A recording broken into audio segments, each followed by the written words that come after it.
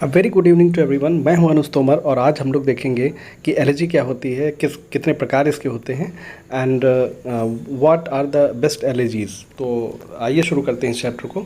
तो इसमें देखिए पेस्टोरल एलर्जी की सबसे पहले बात करते हैं, because every time you get the question related to pastoral allergy.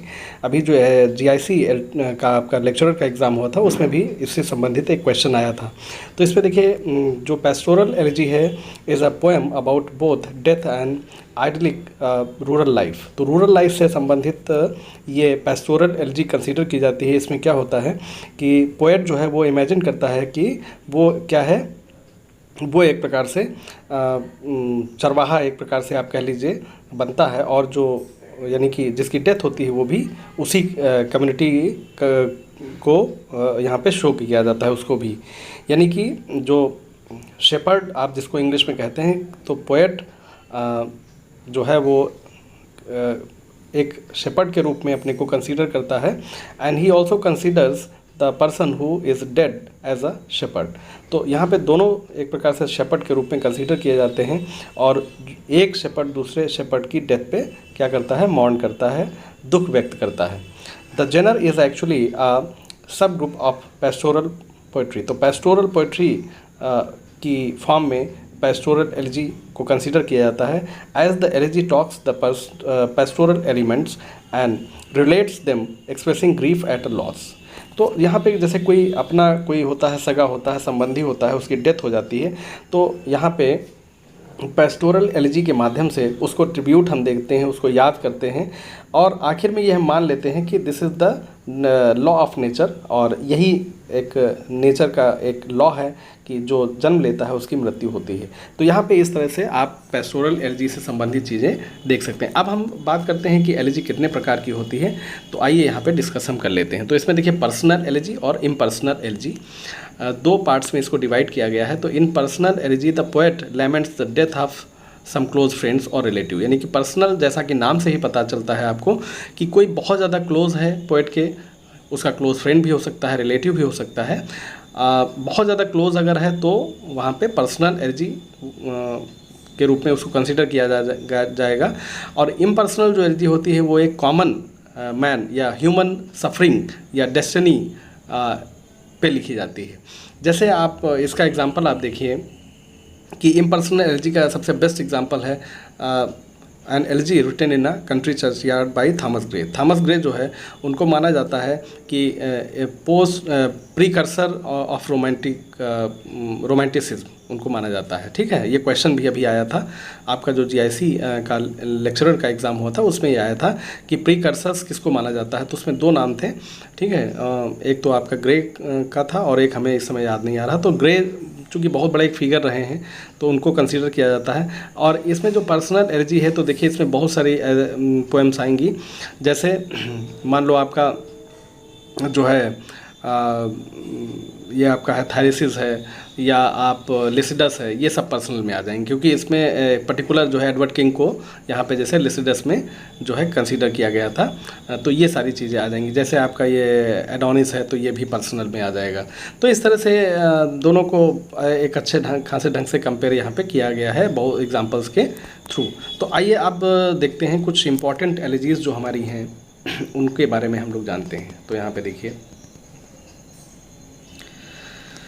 अब देखिए इसमें हमने तीन प्रकार से इसको रखा है। इसमें पहला तो नेम है, नेम ऑफ द एलर्जी है, फिर किसको डेडिकेट है, और रिटन बाय किसके द्वारा। तो देखिए स्ट्रॉफिल एक एलर्जी है जो कि बहुत ज़्यादा फेमस है, ये पूछी भी जाती कई बार, स्पेंसर के द्वारा लिखी गई है। And this elegy has been dedicated to Sidney. ठीक है, सिडनी को ये डेडिकेट की गई है। सेकेंड देखिए है heroic stanza on the death of Oliver Cromwell. तो यहाँ पे नाम ही आ गया सीधे, किसको डेडिकेट की गई है, तो ओलिवर क्रॉमवेल को ये डेडिकेट की गई है। This elegy has been written by the greatest critic you can say Dryden, John Dryden के द्वारा इसको लिखा गया है। नेक्स्ट देखिए है sorry elegy written in country churchyard. ठीक है, तो बेसिकली ये थॉमस ग्रे के द्वारा लिखी गई है, और इसमें रिचर्ड वेस्ट का थोड़ा सा एक कंटेंट आता है। अदरवाइज़ ये तो एक कॉमन ह्यूमन सफरिंग्स के ऊपर है, ह्यूमन जो डेस्टिनी है उसके ऊपर ये लिखी गई है। ठीक है, बेसिकली यहाँ पे थोड़ा सा एक है कि ये हिंट आता है एक कैरेक्टर के बारे में, एक जो उनके क्लोज हो रहे होंगे या जो भी जानने वाले होंगे। अदरवाइज़ ये एक कॉमन पोएम इसको माना जाता है, because this poem has been dedicated to the common people, ठीक है, उनको ये डेडिकेट की गई है। फिर नेक्स्ट देखिए है लिसिडस, जिसमें एडवर्ड किंग है और मिल्टन के द्वारा ये लिखी गई, बहुत ज़्यादा फेमस है ये पोएम, ठीक है, तो इसको आप देख लीजिए। फिर एडोनिस जो है 1821 में ये कीट्स को डेडिकेट की गई थी और शैली ने इसको लिखा था, ठीक है।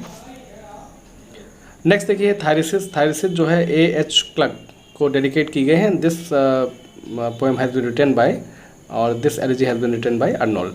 फिर देखिए elegy on the mad dog, तो ये मैड डॉग को की गई है डेडिकेट और गोल्ड स्मिथ ने लिखा है। इन मेमोरियम बहुत ज़्यादा फेमस है टेनिसन की। A.H. हैलम को ये डेडिकेट की गई है। फिर रग्बी चैपल देखिए आ गया, तो इसमें मैथ्यू अर्नोल्ड जो कि बहुत बड़े क्रिटिक रहे हैं और शेक्सपियर को बहुत ज़्यादा इन्होंने प्रेज़ किया है। जॉन अर्नोल्ड जो कि इनके फादर थे, ठीक है, इनको किया है। नेक्स्ट देखिए है in memory of W.B. East, तो W.B. ईस्ट जो है बिल्कुल यहाँ पे नाम ही आ गया, तो W.H. ऑर्डन ने इसको लिखा है और W.B. ईस्ट को क्या किया है, आप समझ लीजिए कि डेडिकेट किया है बहुत अच्छे से। ओ कैप्टन माई कैप्टन यहाँ पे देखिए, तो वॉल्ट विटमैन जो कि बहुत बड़े एक अमेरिकन डेमोक्रेटिक पोएट इनको माना जाता है, क्योंकि इन्होंने डेमोक्रेसी की वकालत की है। और अब्राहम लिंकन जो है इनको डेडिकेट किया है और एक प्रकार से उनको एक कैप्टन माना है और अमेरिका को एक प्रकार से शिप माना है, ठीक है, तो ये एक पोएम हो गई।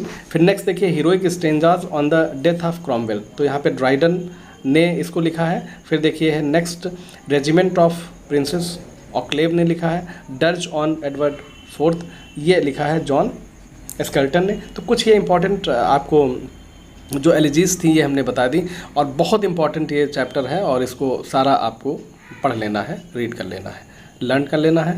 थैंक यू वेरी मच और फीडबैक ज़रूर दीजिए आप, है नहीं, और फीडबैक से ही हमें पता चलता है कि आप लोग कितना पढ़ रहे हैं, क्या है चीज़ें समझ में आपको आ रही कि नहीं। और सुझाव अगर कोई है तो बिल्कुल खुले दिल से आप दीजिए। You are most welcome because we are here to help you and you should also help me to deliver you better. Thank you very much.